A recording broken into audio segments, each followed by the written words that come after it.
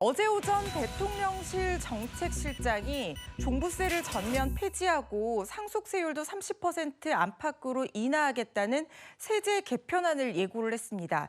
그런데요, 이 대통령실에서 8시간 만에 공식 입장을 내서 아직까지 확정된 것이 없다라고 하면서 정책실장 발언에 선을 긋는 모습을 보이면서 또다시 정책 혼선을 빚고 있다는 비판이 이어지고 있습니다. 종부세와 상속세율 크게 개편되는 줄 알고 많은 국민들이 이제 관심을 가졌는데요. 또다시 정책 번복입니다. 이게 어떻게 된 일일까요? 논란의 시작은 어제 오전 8시 반쯤에 이 대통령실 정책실장이 한 시사 프로그램에 출연해서 한 발언이었습니다. 성태용 대통령실 정책실장이 해당 프로그램에서 상속세율 인하와 종부세 폐지에 대한 구상을 밝힌 건데요.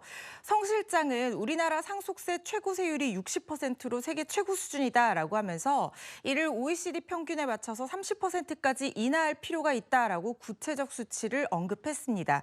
또 종합부동산세에 대해서도 사실상 제도를 폐지하고 필요한 경우에는 재산세의 일부 흡수하는 것이 바람직하다 이렇게 발언을 한 겁니다.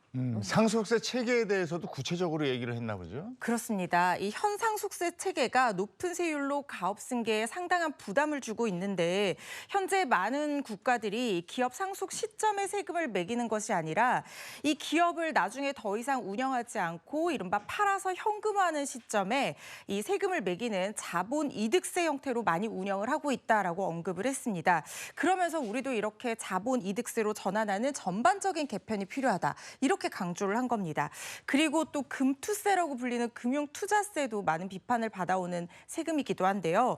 주식 투자와 같은 이러한 금융투자로 얻은 소득에 세금을 부과하는 금융투자세 폐지가 바람직하다라고 하면서 이를 위해 최대한 노력하겠다는 입장을 밝혔던 겁니다. 네, 여기까지만 들으면 세금 체계가 정말 달라지겠구나 이런 생각이 드는데 이 성 실장의 발언에 대한 보도가 쏟아지고 나서 정부가 새로운 입장, 다른 입장을 또 발표한 거죠. 네, 성 실장 발언이 나온 지 8시간쯤 지난 무렵인 오후 5시쯤에요. 대통령실 공식 입장이 나왔는데요.